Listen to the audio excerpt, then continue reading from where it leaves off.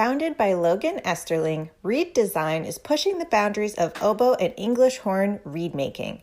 They take the knowledge they've collected from hundreds of reeds and, with the power of machine learning, derive patterns and trends that accurately predict the characteristics of finished reeds while early in the sorting process.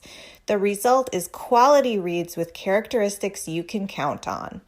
Using their products will save you valuable time and let you get back to what you love, making music. Visit www.reeddesign.io to learn more. That's REEDESIGN.io. Chemical City Double Reeds is a full-service double reed shop specializing in the sale of instruments, cane, accessories, and sheet music. Double Reed Dish listeners can enjoy free shipping with code DRDISH, all caps, no spaces. Visit them in Baton Rouge, Louisiana, or online at chemicalcityreeds.com. Hi, I'm Galit Kaunitz. And I'm Jackie Wilson, and you're listening to Double Reed Dish, a podcast for oboists, bassoonists, and the people who love them.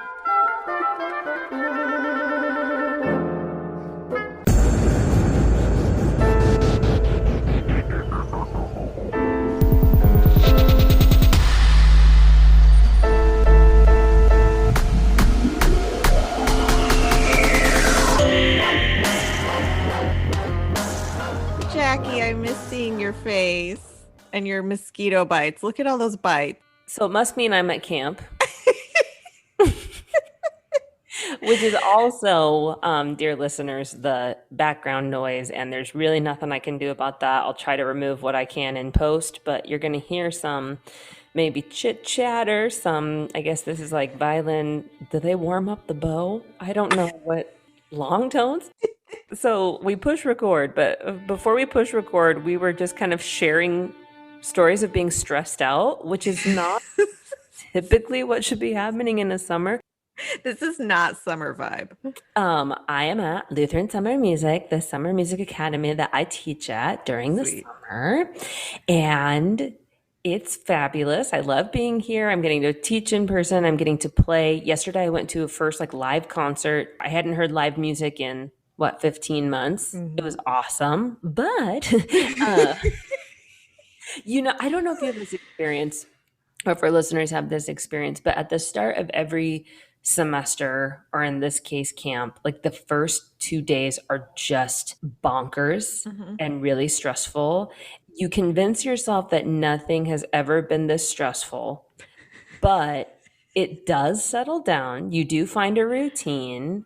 So that's kind of where I am. I'm in the trying to convince myself that things will slow down here in a second. And I'm coordinating because we have the in-person camp, but we also have a virtual camp that's going on at the same time. And I have been given the responsibility to coordinate that, which means having to figure out how to align the schedules with the teachers who are here, with the people at home who have their own schedules. And as is normal, things come up and have to change. And you know me, Galit, my working style is I'm going to plan. Things are going to go according to the plan.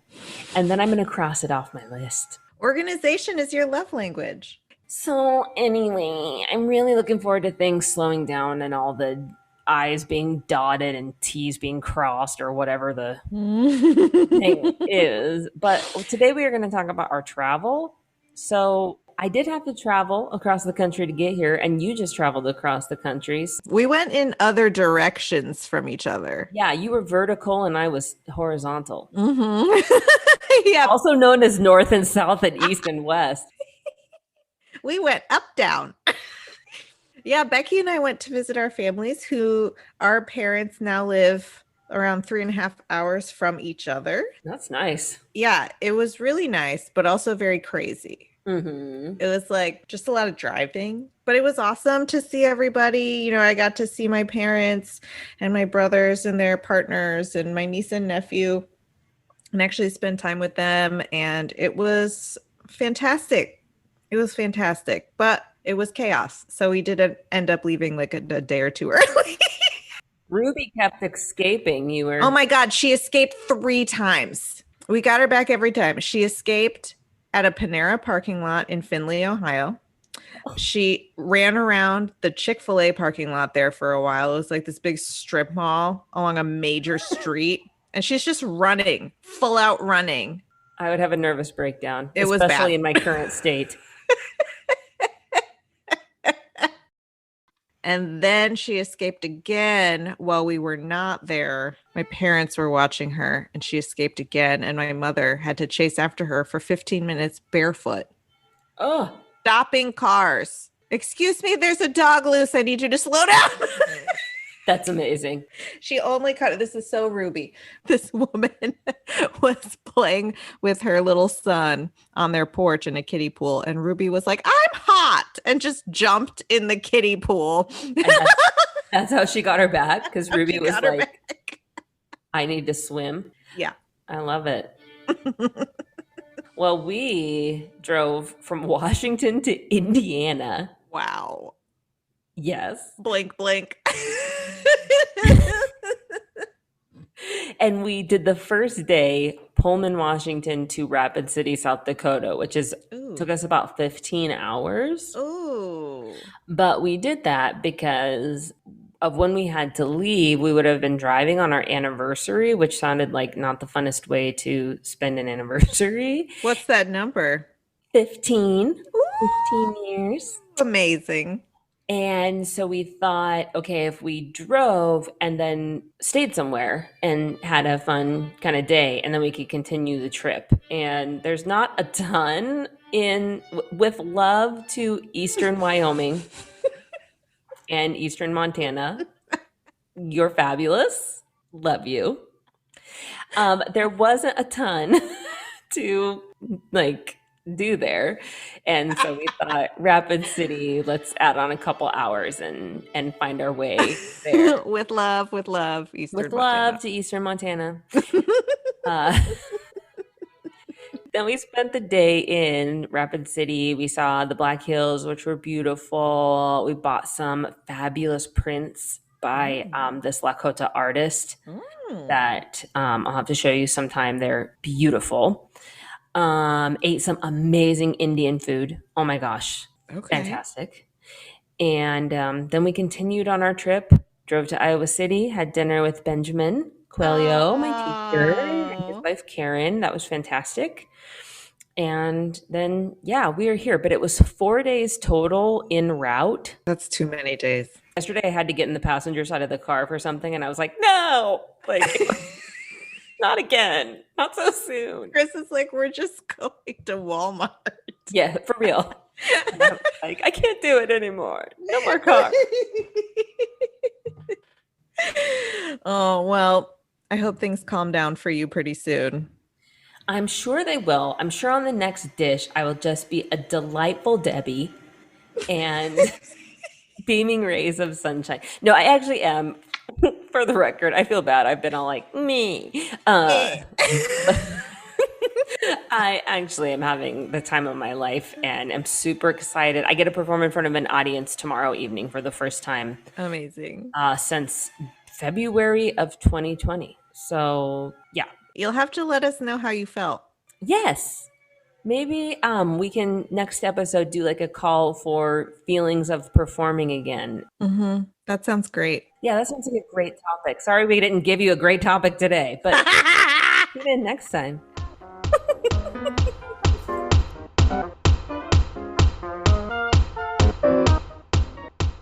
Barton Cane offers a huge variety of GSP cane.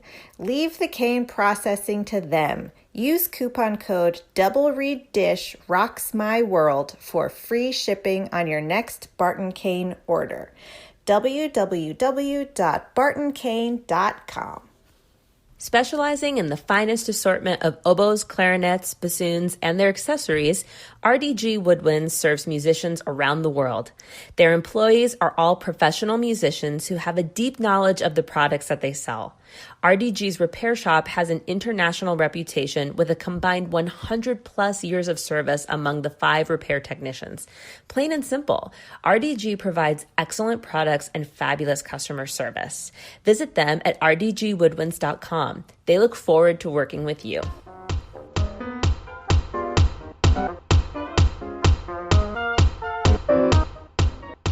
Welcome to the podcast, Fábio Cury, professor of bassoon at the University of Sao Paulo. We're so excited to talk to you. Thank you for joining us today.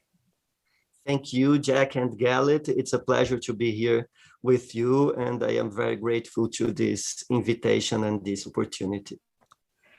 Would you start by telling us how you began playing the bassoon? Well, it was very accidental. It was very casual. I was a kid, and my parents they wanted me to learn music. Me and my brother and my sister. And then I started my musical education when I was 7 years old, and then I joined a children orchestra in the music school in my hometown, Jundiaí, close to São Paulo. And there I played recorder. And my colleagues at that time also played piano and guitar. So instruments that originally don't join the real orchestra, the symphony orchestra. But over time, then my colleagues they started choosing other instruments, and at a certain point, bassoon and horn were missing to complete the classic orchestra.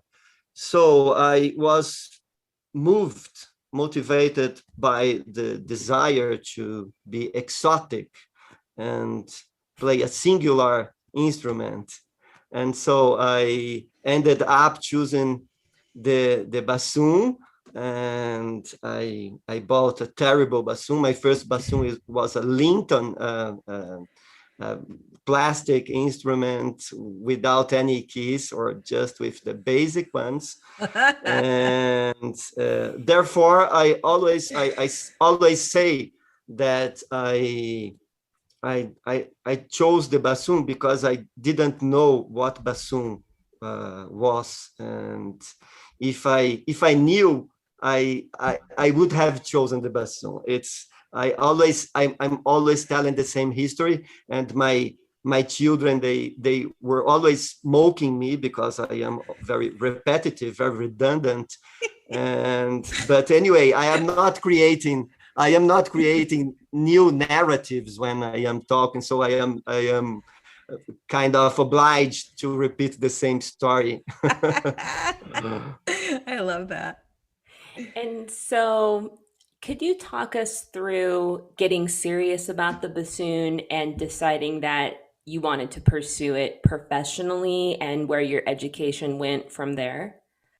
Yes, well, as I said, when the bassoon came to me, then I opened the case, and it was a surprise. And then I have to look for a professor, for a teacher. And I was lucky that my first professor, my first teacher it was also my professor at the university afterwards. So if I have someone to blame for this decision, fortunately I have someone to blame for that.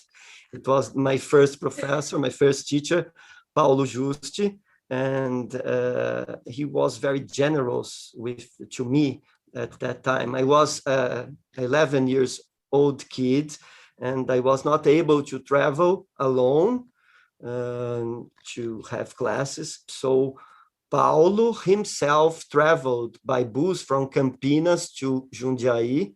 Wow. It's 1 hour travel, I think. And that's amazing.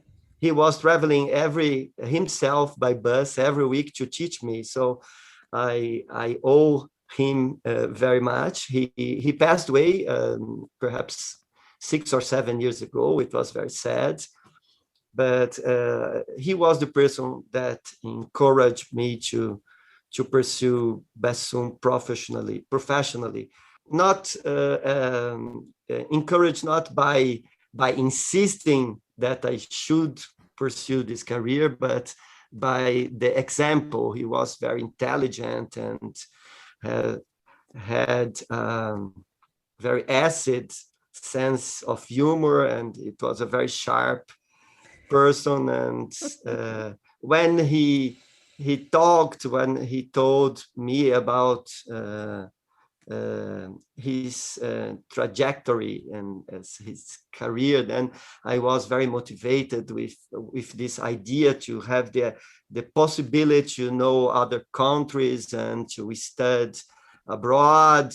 And he himself studied with Professor Thunemann in Germany, and so I was boosted by this idea that perhaps I will achieve this goal also to have this kind of life. So talk us through your journey then to Germany to study with Klaus Thunemann. Well, I have this bachelor degree from the University of Campinas, where I was under the guidance of Paulo Juste again. And then Paulo traveled to Germany, and I recorded a cassette tape. Oh my God. At that time. Yeah. We'll put a definition in the show notes of what a cassette tape is. Yeah, a footnote. Yeah. And then Thunemann listened to the tape and approved me. I was young at that time, 16 or 17 years old. And then I requested the DAAD scholarship. DAAD is the German Service of Academic Exchange. It's a program of exchange. And then I joined the college in Campinas, and at the same time I began to play as a professional bassoonist at the Campinas Symphony Orchestra, playing with Paulo Juste at the orchestra. And in the course of my course in the college, then when I was in the third year, I think, then I was approved I was awarded a scholarship by DAAD, and then I decided at that time and required that to DAAD to wait an additional year, because then I would have concluded my bachelor, and so it was that way. I just wonder what that experience was like to move so far away, to move internationally to something culturally different. I'd love to hear about that experience personally, and also if you found the instruction was different. I'd just love to hear about that experience for you. Yes, it's so that I can mention that when I was living in Germany, my parents came to visit me, and then my parents, they were also very excited to meet my professor there, because I'm always talking about him, and it was Thunemann was such an iconic sorry, iconic bassoonist in his generation. And so when my parents came with me to the Hochschule, and then they came into the class, and they greeted Thunemann, and my mother said Thunemann in French that it was always the dream of my son's dream to study with you here in Germany. And she said exactly, since the beginning of his bassoon studies, he is aiming to study, he's dreaming about study with you. And Thunemann answered that, the beginning of his studies are being here in this precise moment. And then if I had at that time more sense of humor, then I should have asked, so then you are accepting beginners now?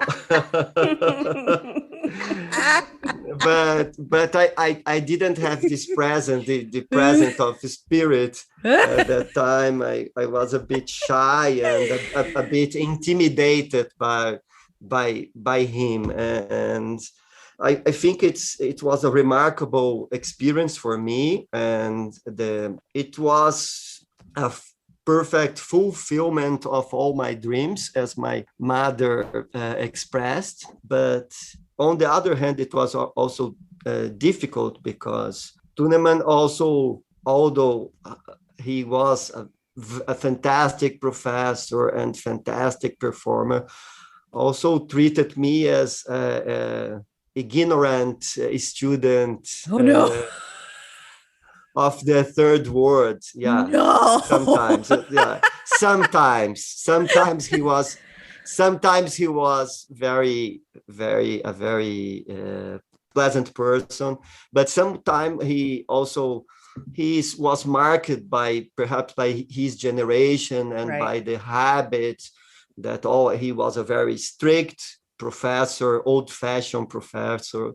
But okay, sometimes he was very critical about my playing, and sometimes he also was very kind and say that he was very demanding with me because I was highly talented and have a great potential, and so we were in this whole roller coaster. Yeah, it's so is this the right word?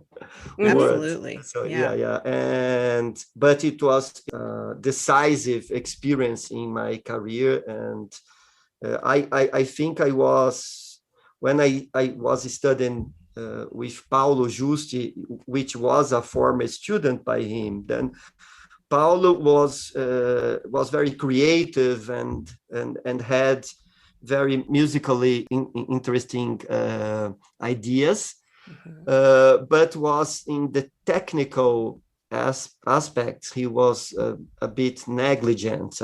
I should admit that, I should confess it, and so that the critiques that I received by Tuneman at that time was that I should have more discipline in my study and to work more precisely on intonation, on vibrato, or on rhythmic precision and things like that. And I think I am very I am a very disciplined, perhaps workaholic person.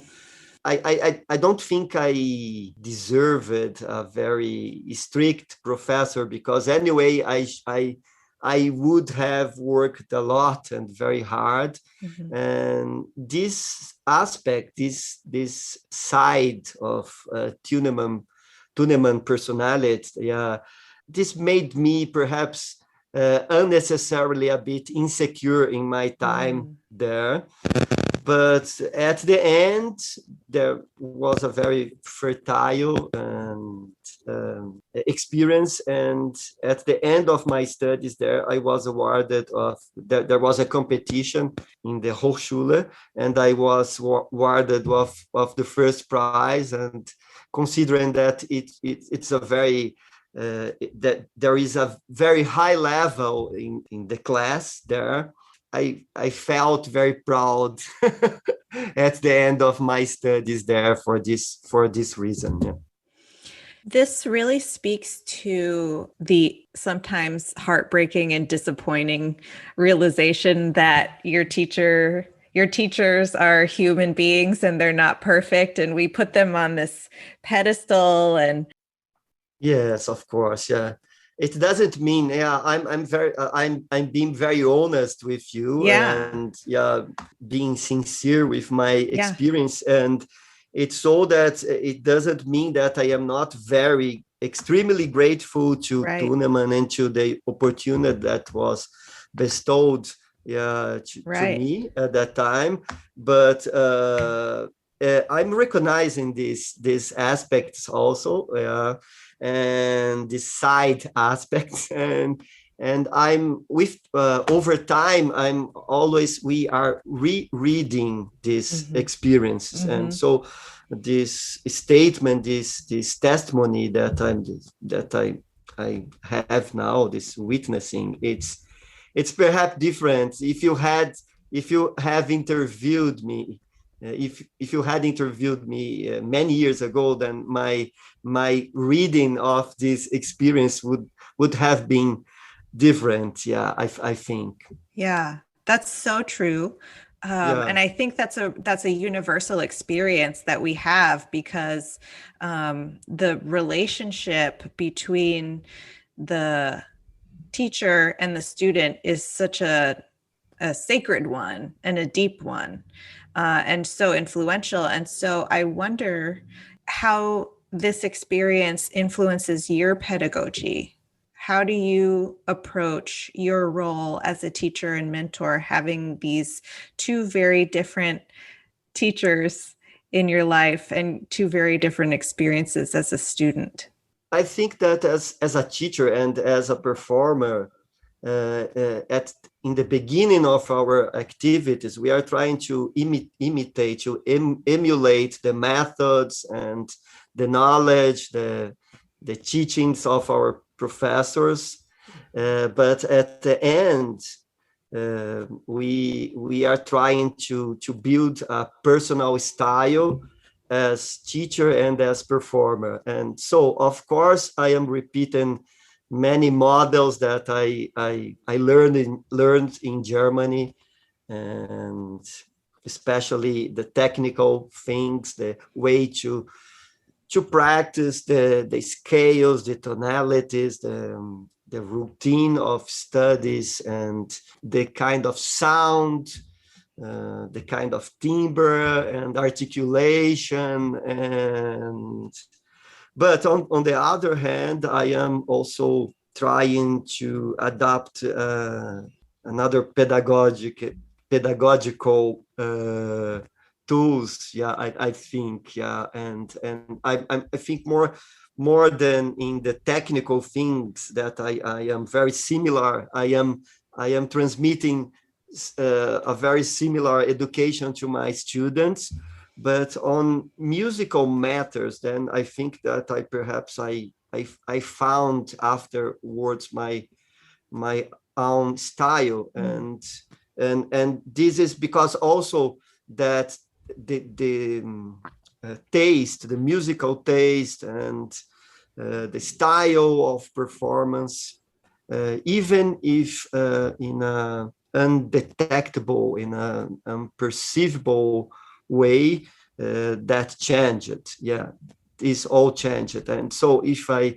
am always repeating that to my students, that once I am not copying, I'm not trying to copy my teachers, Paulo Juste or Tuneman or anywhere else. I am always instructing them not to copy me and to develop a personal style and has a personal way to reflect. Yeah, it's and to referring to their own research and to pursuing new knowledge and making a mixture with the knowledge that I propose and the knowledge then they acquire with other more transient, more eventual professors that they have in their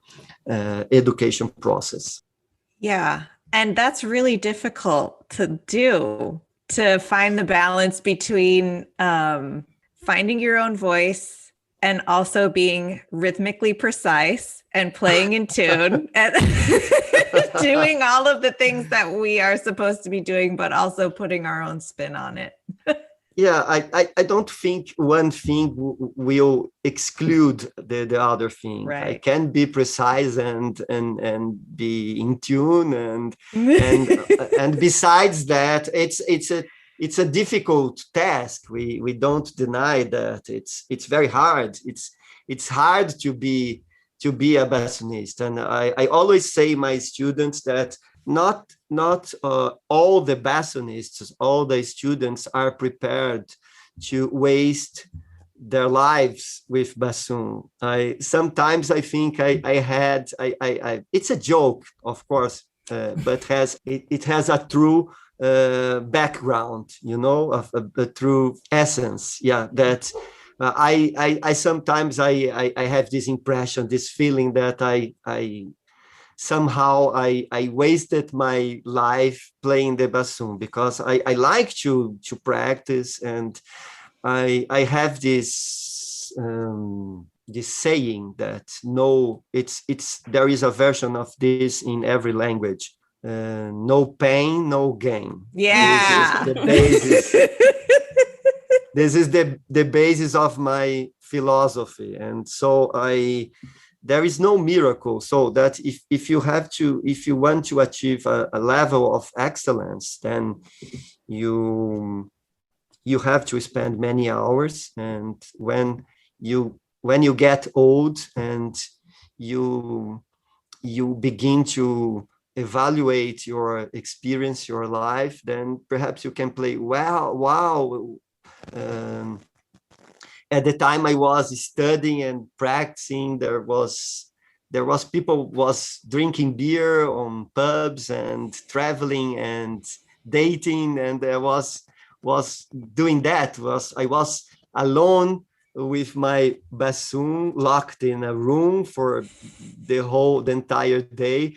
But at the end, fortunately I was able to realize that I did that because it's the thing I like to do. I was ready to waste my life with bassoon, but I consider, I respect the motivation and the different goals that every student has. And some of them, they want to be a virtuoso and have an international career on playing the best orchestras in the world. They have this ambition, and some others are glad to play in their hometown or play in the church. Could you talk us through embarking on your professional journey and how you got to where you are today? Yes, when I made this decision to pursue music professionally, then it was when I had to choose my career, when I had to choose my college career, my college course, which course I would attend. And my parents, they insisted very much on me not to choose the music career. They believed at that moment that musicians were very poorly paid, and that was not a prestigious career. And I was so sure about that. I was so passionate about the bassoon and about music that for me at that time there was no other option. And I think that we need this particular motivation to pursue this career. Mm-hmm. And then when I started my course at the college, at the university, then I immediately joined the orchestra in Campinas, and then right after the course I was awarded a scholarship by the AAD, and then I spent 2.5 years there in Germany, and then back to Brazil. I had plans to continue on my academic career. I always intended to be a professor at the university, and I immediately back to Brazil. I immediately started my master degree at Campinas University. And then I intended also to have a graduation in abroad, perhaps in the US. I had these discussions with my former wife at that time, and she didn't want to travel, and she was a bassoonist too, and I talk in the past because she passed away many years ago, like 15 years ago. And I'm so sorry. no problem. Yeah, it was sad, but yeah, many years ago. And she didn't want to go abroad again, and she had a job. And at that time, things in Brazil, we have a remarkable growth in the economy in Brazil, and orchestras in Brazil began to be well paid and attract foreign people, and began to achieve international level. And I was focused at that time to have an experience in abroad again. And but it's some opportunities came up, a position in the opera house in 1996. And I made the audition and got the job. And then 1 year late, then they were restructuring the orchestra, the São Paulo State Orchestra, Symphonic Orchestra, and with a very interesting proposal. And then I was approved in the audition again, and then I played there for 4 or 5 years. And then I got involved with politics, and I ended up being the president of Musicians Association there. Wow. And we have a very fragile and illegal, I would say, contract with the orchestra. And in a moment of more warm discussions and confrontation, then the conductor there, the artistic director, he fired us. I mean, all the members of the musicians committee.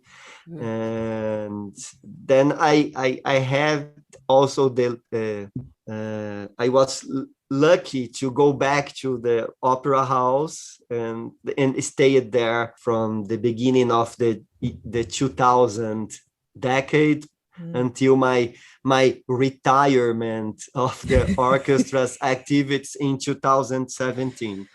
And then also I began teaching at the university in 2000 with my master degree. And then I continued and received my doctorate degree in 2011. There's a plane here. That's okay. You'll hear my dogs eventually.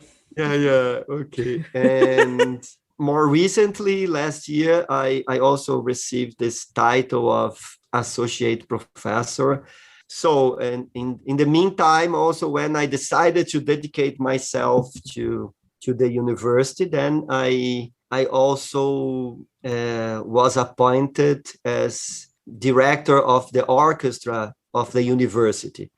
At the University of São Paulo, we have a professional orchestra there, and I am not conducting, but I am kind of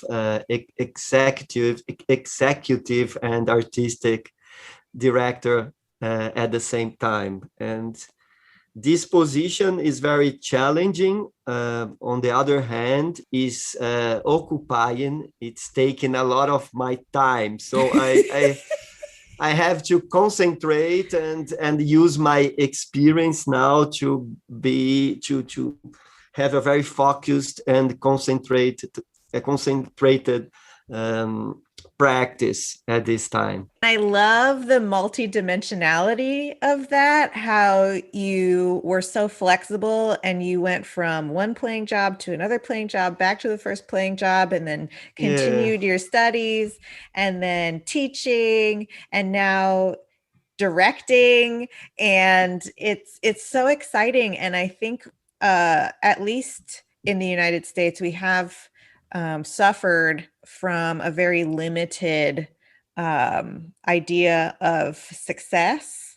And so I would love to hear your perspectives on expanding, your skill sets and what you feel is useful in a career like this.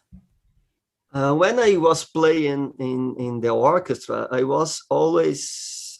always felt as if I was a proletarian. Is this the word in English? Is as if I didn't have a voice as musician. And even if I was the most refined and the most sophisticated musician in the orchestra, even though it didn't matter what I thought at that time. Not only me, I mean, in general, all the musicians in the orchestra. And I think that I over time, I'm always more convinced that this perspective of invisible and transparent performed that emerged in the Romanticism with this idea and the lack of autonomy, the musical lack of autonomy that led us to this situation, because we are very centered in the fidelity to the composer's intentions and to the text and the as we say in German, the Werktreue. With this perspective, we are not assuming responsibilities that we should as interpreters, as performers. And I think this led us to this situation where, and especially perhaps in Brazil, perhaps more in Brazil than more accentuated in Brazil than in the US, then we have a situation in the orchestra where we have a lot of authoritarianism. And my experience, my own experience reflect that when we think that as a president of the Musicians Association, as the president of the head of orchestra committee, I was fired. This is a surreal thing. I think it's an unacceptable thing. So as I said, I am glad that I quit the orchestra activity, and to be a director of another orchestra bestows me the opportunity to have a different action. So I'm being very democratic with the musicians, and I am constituting a lot of committees, artistic committee to choose the repertory and to discuss administrative things, career, and that's not easy also. And the musicians, sometimes they prefer not to participate on this matter. They prefer to be very centered on the musical work and don't take the responsibility. But I think in the future of the orchestra and in the future of our activities, that's would be fundamental that the musicians themselves, they have to take more responsibilities and participate more. And if they, at least here in Brazil, in our reality, if they are waiting that the managers, the gestors, the directors, and or the politicians, they would conceive, they would bestow, they are giving them this space, this is not going to happen. Right. This is a kind of struggle. We have to be persistent, but it's the way I see these things. And on the other hand, I would say that I am now 51 years old, and I am now wondering how many time I can have a very active career. And I would surely state that I like more to be a performer, to be a musician, than to be a manager. And nevertheless, I consider this as an important experience. But there is many things I I still would like to accomplish in my bassoonist career. And I was playing the historical instruments and also an ensemble for contemporary music. And I would like to improvise more, to have an experience. I cannot improvise, but and also there is many pieces in the repertoire that I would play. And if I am honest with you, I don't know. I'm trying to keep me fit in the physical sense, to hold on to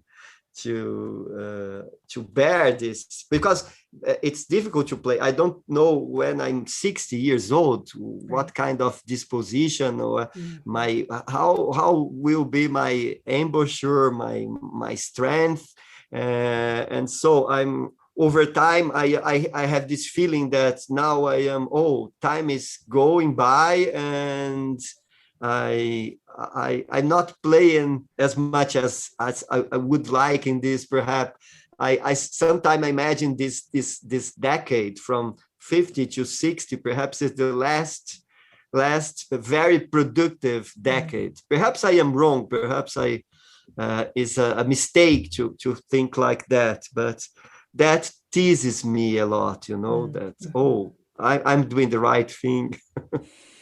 One thing that you have been active in throughout your career is promoting music by Brazilian composers. And I wonder if you could talk to us about that, why that is important to you, and maybe recommend some works for people to check out beyond Villalobos and Mione, who we know, obviously. But I studied with a Brazilian. We had many Brazilian students in our studio. And so I'm just aware of the tip of the iceberg of how rich, especially for bassoon, Brazilian compositions are. So I'd love to hear you talk about that. Yes, with pleasure. All major Brazilian composers wrote for bassoon. Villa-Lobos wrote a lot of chamber music besides the Ciranda das Sete Notas. And also Mignone is already very, very well known in the international circle. Besides that, the subject of my doctor degree dissertation is one piece by Camargo Guarnieri, which is a major Brazilian composer. Is the last piece he wrote in his life, is the Choro for bassoon and chamber orchestra. And this piece is a very interesting piece. I have a record of this in my album, Brazilian Works for Bassoon. And the title is Old and New Cirandas, Brazilian Music for bassoon as soloist, solo bassoon. And this is it's in comparison with Villa-Lobos, is a more cerebral piece, more intellectual, and it's a national piece.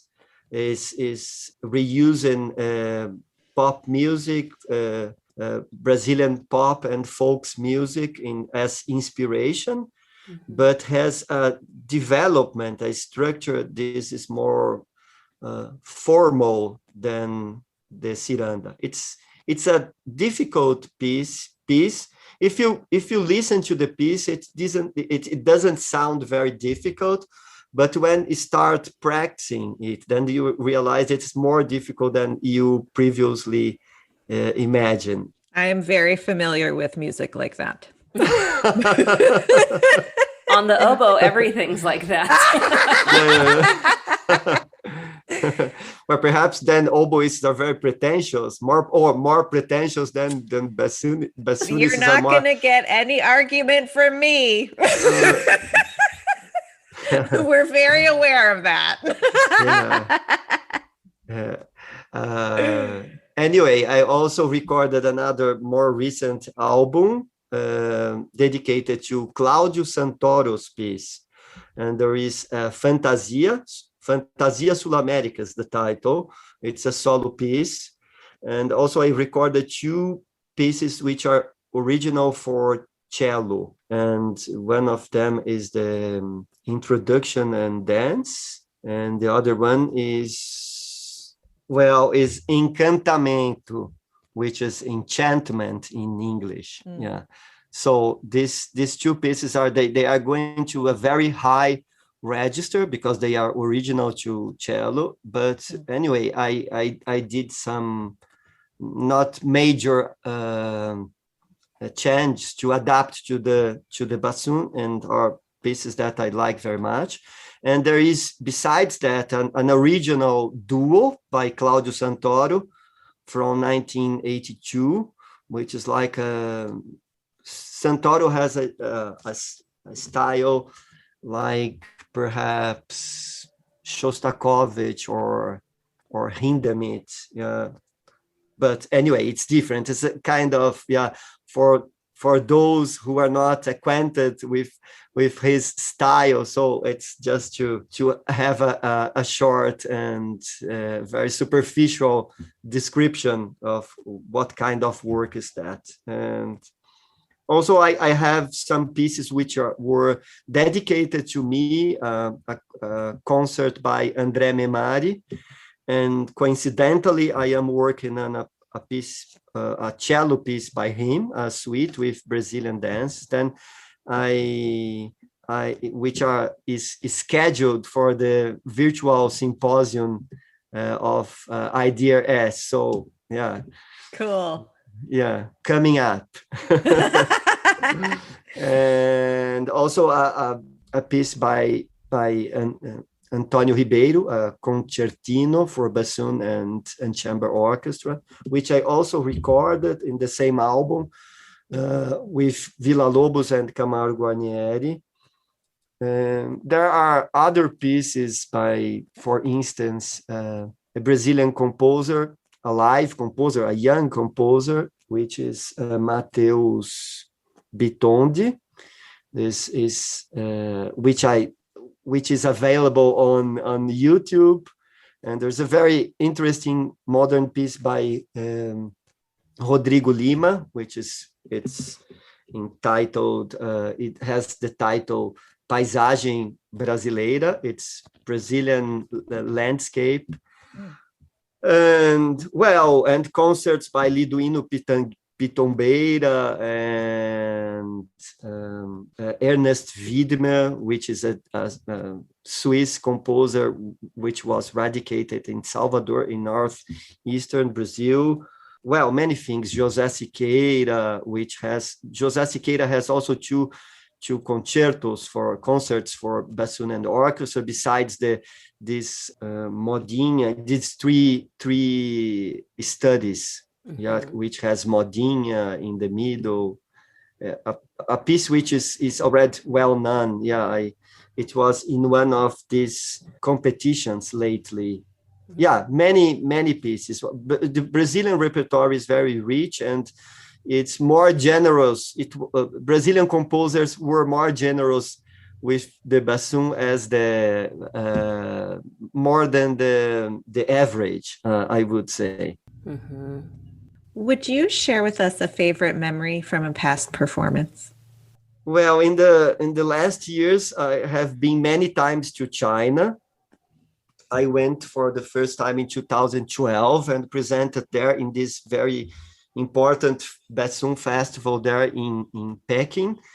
And after that, then I was invited to go every year. Then in 2013, I visit the Shanghai Conservatory and then Chengdu, and then I came back to Peking, and then I was in Shenyang, in Harbin, in Changchun, and like six times, and it's very interesting. And at the last time I was there was in 2018, a colleague, Shi Li, who plays also in the tube, the universal bassoon ensemble, which is sponsored by Püchner.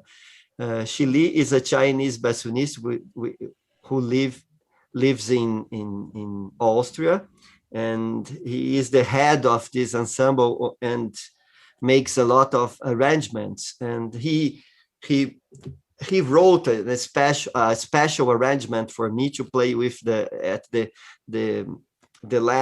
closure concert of this festival, and it was an arrangement of Pasculi Leapi for bassoon. Yeah.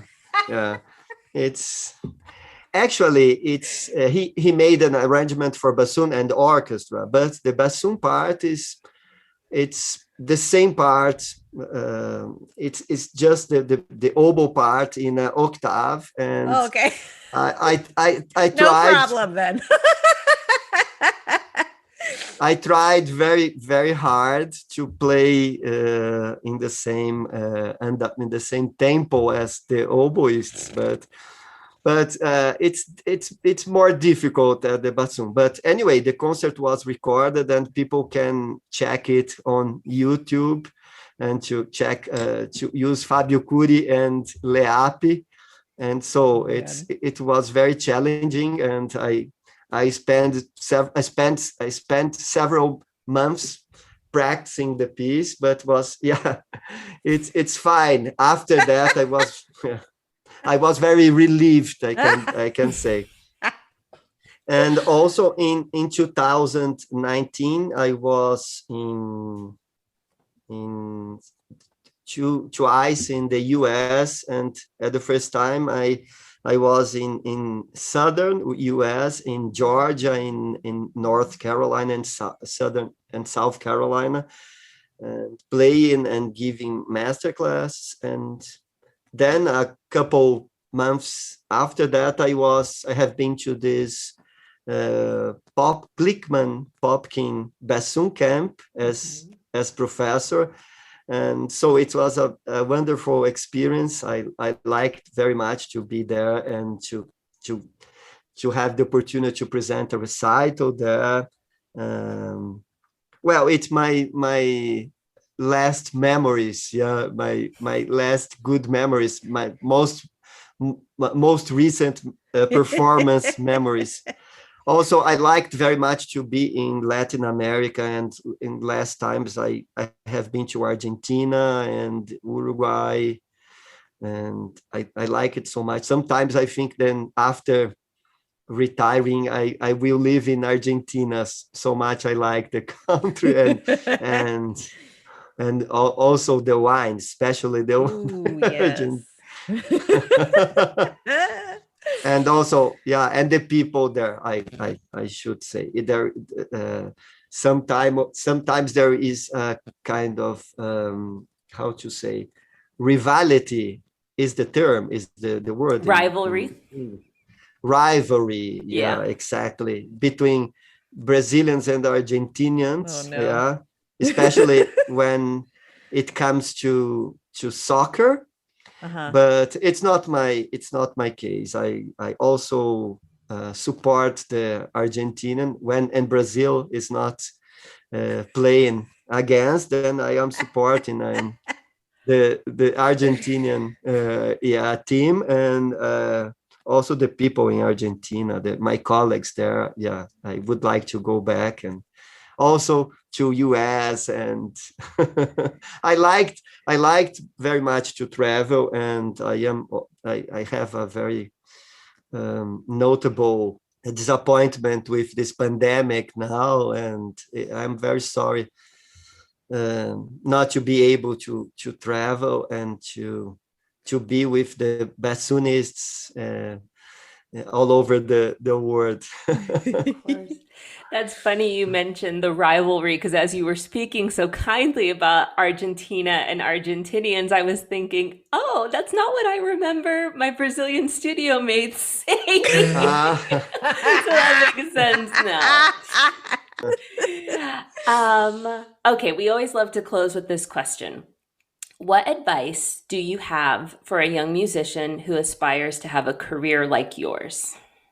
Yeah, as I said in the beginning, that my saying, my favorite saying is no pain, no gain. So I don't know. Sometimes I think I'm not so talented, and therefore I have to struggle so much and practice so much to achieve the level I have now. And I have to make clear that I'm not pleased by that. I'm not satisfied. I intended to be better always, but I had many efforts to achieve that. And it's for me something sometimes it's weird, because I think there is not seen when I talk and when I confess, then I have to practice a lot to play as I play. This is not a thing that some musicians think they have to say. Some professors, they are glad to say that, oh, I am playing that way, and I'm not practicing anymore as I practice. With 2 hours a day, I can keep my technique, I can play this way. Perhaps is something that's very, I am looking for the term, for the word. Like bragging or boasting. Boasting, yeah, genau, yeah, exactly. Mhm. I think that's a kind of tendency that some professors, they are boasting that, oh, I can play very well, I can play this way, I can be a virtuoso, and I don't need many hours of practicing. Yeah, yeah, perhaps I'm not so talented, and I need this. So I think, feeling, if you are following this, pursuing this bizarre goal to play like I play, I mean, I would say that's better to play better than I play. It would be a more appropriate goal. Yeah, but I think there's no secret. It's not confidential. It's, you have to spend many hours for many years. It's so, if I was more gifted, perhaps I I wouldn't need so much. Yeah, so much work. It really speaks to your adventurous spirit in pursuing new pieces and new opportunities and allowing yourself to grow. I think that's really inspiring. Yeah, perhaps you defined that very well, better than me. Well, Fábio, Cury, thank you so much for joining us on Double Reed Dish. This was such a wonderful conversation, and we really are so grateful that you are willing to be so generous with your time. Yeah, thank you, and I am looking forward to for a peer-to-peer meeting in the future. Yes, please. Yeah, That'd be yeah. great. That would be great.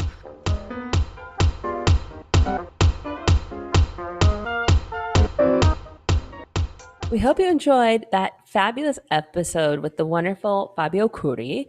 Please don't forget to follow us on social media. If you haven't joined our consortium yet, get on over to doublereaddish.com/consortium and do that. And rate and review on iTunes. It does make a difference. Galit, who is coming up on the next episode here? Next episode, we talk to the lovely, the wonderful, the vivacious Ruby Ashley, professor of oboe at the Royal Irish Academy of Music. Jackie, let's end this nerd parade. Go make reads.